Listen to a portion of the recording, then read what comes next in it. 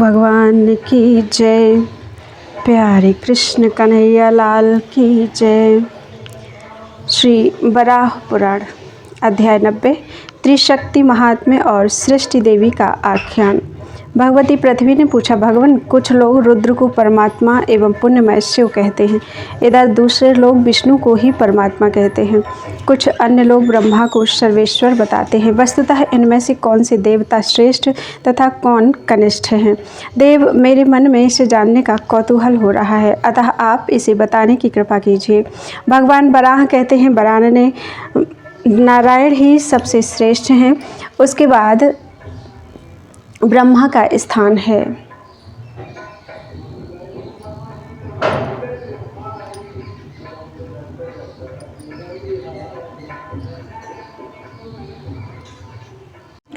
भगवान वराह कहते हैं, वरान ने भगवान नारायण ही सबसे श्रेष्ठ हैं, उसके बाद ब्रह्मा का स्थान है।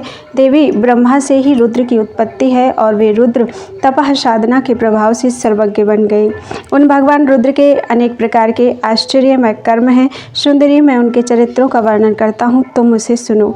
महान, रमणीय एवं नाना प्रकार के विचित्र धातुओं से सुशोभित कैलाश नाम का एक पर्वत है, जो भगवान शूलपाणी त्रिलोचन शिव का नित्य निवास स्थान है। एक दिन की बात है, संपूर्ण प्राणी वर्ग द्वारा नमस्कृत भगवान पिनाकपाणी अपने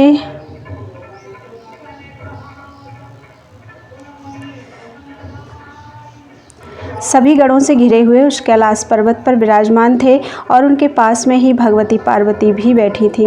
इनमें से किन्हीं गणों का मुख सिंह के समान था और वे सिंह की ही भांति गर्जना कर रहे थे। कुछ गण हाथी के समान मुख वाले थे, तो कुछ गण घोड़ी की मुखाकृति के और कुछ के मुख सूंस जैसे भी थे। उनमें से कितने तो गाते, नाचते, दौड़ते और ताली ठोंकते, हंसते, किलकिलाते, गरजते और मिट्टी के ढेलों को उठाकर परस्पर लड़ रहे थे। कुछ बल के अभिमान रखने वाले गण मल्ल युद्ध के नियम से लड़ रहे थे। भगवान रुद्र का देवी पार्वती के साथ हास विलास भी चल रहा था। इतने में ही अविनाशी ब्रह्मा जी भी देवताओं के साथ वहां पहुंच आए।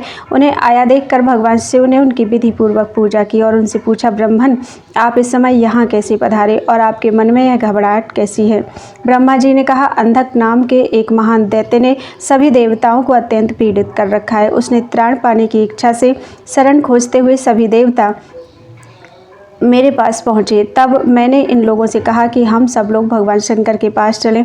देवेश, इसी कारण हम सभी यहाँ आए हैं। इस प्रकार कहकर ब्रह्मा जी पिनाकपाणी भगवान रुद्र की ओर देखने लगे। साथ ही उन्होंने उसी क्षण परम प्रभु भगवान नारायण को भी अपने मन में स्मरण किया।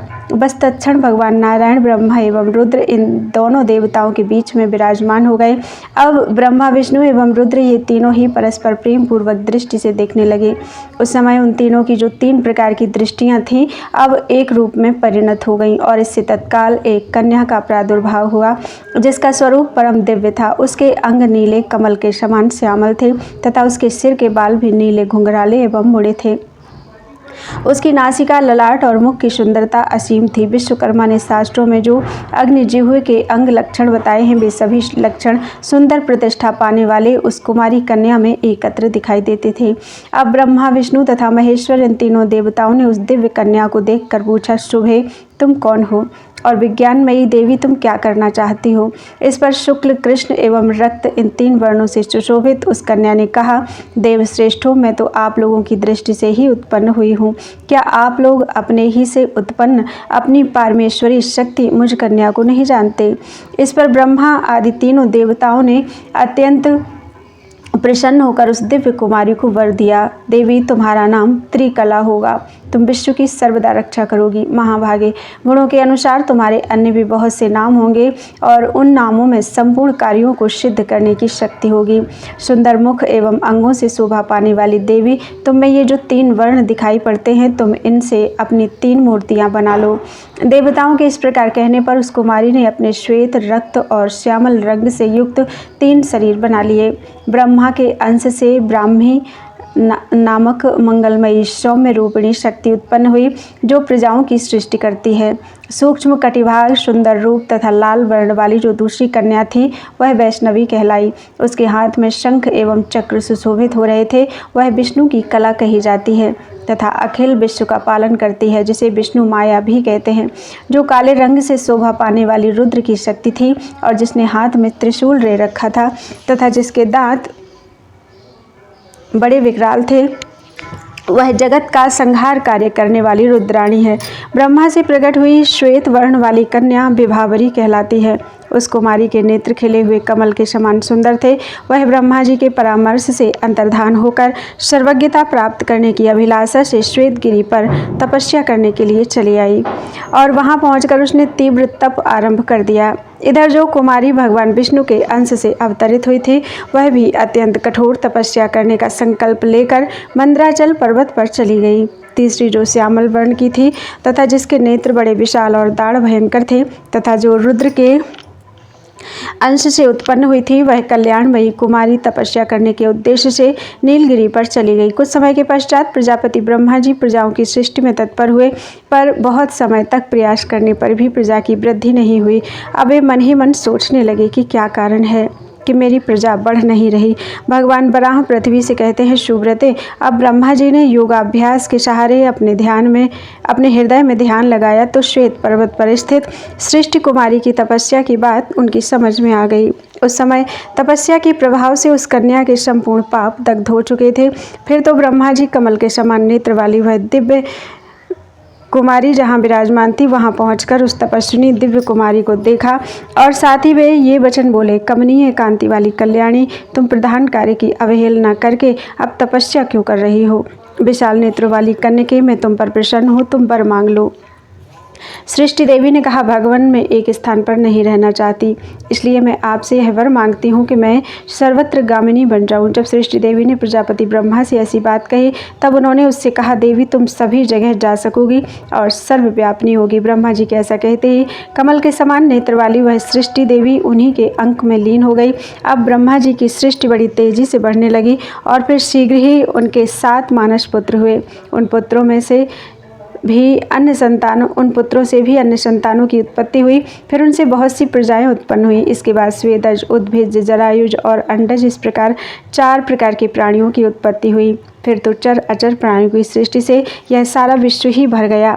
यह संपूर्ण स्थावर जंगमात्मक जगत तथा सारा वांगमय विश्व, इन सब की रचना में सृष्टि देवी का ही हाथ है। उसी ने भूत, भविष्य और वर्तमान इन तीनों कालों की व्यवस्था की थी। बोलो वृंदावन बिहारी लाल की जय। त्रिशक्ति महात्म्य में सृष्टि, सरस्वती तथा वैष्णवी देवियों का वर्णन। भगवान बराह कहते हैं, सुंदर अंगों से शोभा पाने वाली वसुंधरे, उस सृष्टि देवी का दूसरा विधान भी बहुत विस्तृत है, उसे बताता हूँ, सुनो। परमेष्ठी रुद्र के द्वारा जो वह 3 शक्ति वाली देवी बताई गई है, उसके प्रकरण में सर्वप्रथम श्वेत वर्ण वाली सृष्टि देवी का प्रसंग आया। वह संपूर्ण अक्षरों से युक्त होने पर भी एकाक्षरा कहलाती है। यह देवी कहीं तो वागीशा और कहीं सरस्वती कही जाती है और कहीं वह विश्वेश्वरी और अमिताक्षरा नाम से भी प्रसिद्ध है। कुछ स्थलों में उसी को ज्ञान निधि अथवा विभावरी देवी भी कहते हैं अथवा वरानने। जितने भी स्त्रीवाची नाम हैं वे सभी उसके नाम हैं, ऐसा समझना चाहिए। विष्णु के अंश वाली वैष्णवी देवी का वर्ण लाल है। उनकी आंखें बड़ी बड़ी हैं तथा उनका रूप अत्यंत मनोहर है। ये दोनों शक्तियाँ तथा तीसरी जो रुद्र के अंश से अभिव्यक्त रौद्री शक्ति है, भगवान रुद्र को जानने वाले के लिए एक साथ सिद्ध हो जाती है। देवी वसुंधरे यह सर्वरूपमयी देवी एक ही है, परंतु वह एक ही यहाँ इस प्रकार 3 भेद से निर्दिष्ट है। सुंदरी, मैंने तुम्हारे सामने इसी सनातनी सृष्टि देवी का वर्णन किया है। स्थावर जंगममय यह अखिल जगत उस सृष्टि देवी से ओतप्रोत है। जो यह सृष्टि देवी है, जिससे आदिकाल में अव्यक्त जन्मा ब्रह्मा की सृष्टि का संबंध हुआ था, उसकी महिमा को जानकर पितामह ब्रह्मा ने उचित शब्दों में इस प्रकार स्तुति की थी। ब्रह्मा जी बोले, देवी तुम सत्य स्वरूपा, सदा अचल रहने वाली, सबको आश्रय देने में कुशल, अविनाशी, सर्वव्यापी, सबको जन्म देने वाली, अखिल प्राणियों पर शासन करने में परम समर्थ, सर्वज्ञ, सिद्धि बुद्धि रूपा तथा संपूर्ण सिद्धियों को प्रदान करने करने वाली हो। सुंदरी तुम्हारी जय हो। देवी ओमकार तुम्हारा स्वरूप है, तुम उसमें सदा विराजती हो। वेदों की उत्पत्ति भी तुमसे ही हुई है। मनोहर मुख वाली देवी, देवता, दानव, यक्ष, गंधर्व, राक्षस, पशु और वीरुध, वृक्षलता आदि इन सब का जन्म तुम्हारी ही कृपा से होता है। तुम ही विद्या, विद्येश्वरी, सिद्धा और सुरेश्वरी हो। भगवान बराह कहते हैं, वसुंधरे जो वैष्णवी देवी तपस्या करने के लिए मंदराचल पर्वत पर गई थी, अब उसका वर्णन सुनो। उस देवी ने कौमार व्रत धारण कर विशाल क्षेत्र में एकाकी रहकर कठोर तप आरंभ किया। बहुत दिनों तक तपस्या करने के पश्चात उस देवी के मन में विक्षोभ उत्पन्न हुआ, जिससे अन्य बहुत सी कुमारियां उत्पन्न हो गईं। उनके नेत्र बड़े सुंदर एवं बाल काले और घुंघराले थे। उनके होठ बिंबा फल के समान लाल थे और आंखें बड़ी बड़ी थीं और उन कन्याओं के शरीर से दिव्य प्रकाश फैल रहा था। ऐसी करोड़ों कुमारियां उस वैष्णवी देवी के शरीर से प्रकट हुई थीं। फिर उस देवी ने उन कुमारियों के लिए सैकड़ों नगर और ऊंचे महलों का निर्माण किया। उन भवनों के भीतर मणियों की सीढ़ियाँ, अनेक जलाशय एवं छोटे छोटे सुंदर उपवन थे। उस मंदराचल पर स्थित उन असंख्य भवनों में अब वे कन्याएं निवास करने लगीं।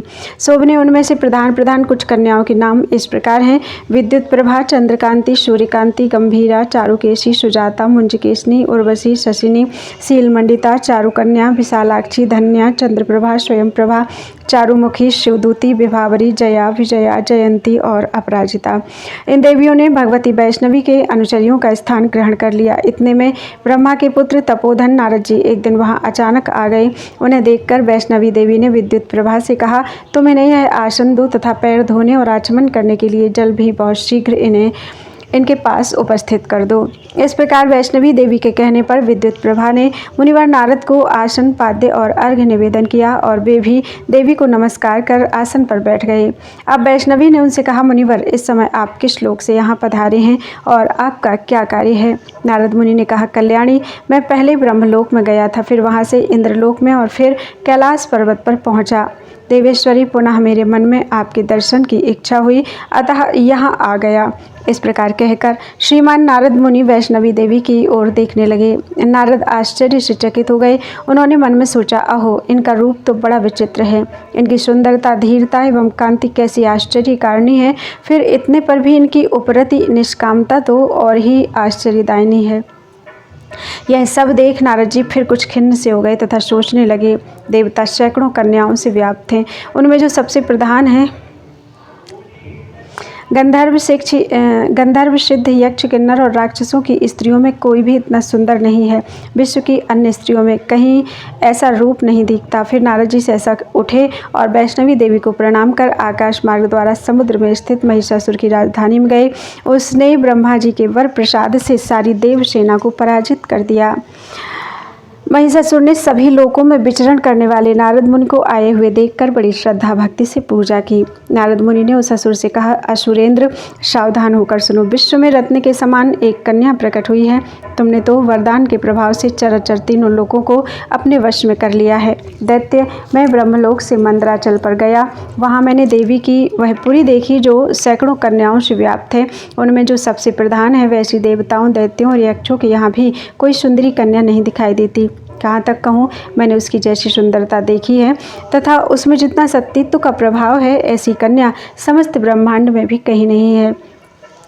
देवता, गंधर्व, ऋषि, सिद्ध, चारण तथा सब अन्य दैत्यों के अधिपति भी उसी कन्या की उपासना करते हैं, पर देवताओं और गंधर्वों पर जो विजय प्राप्त करने में समर्थ ना हो, ऐसी कोई भी व्यक्ति उस कन्या को जीतने में समर्थ नहीं है।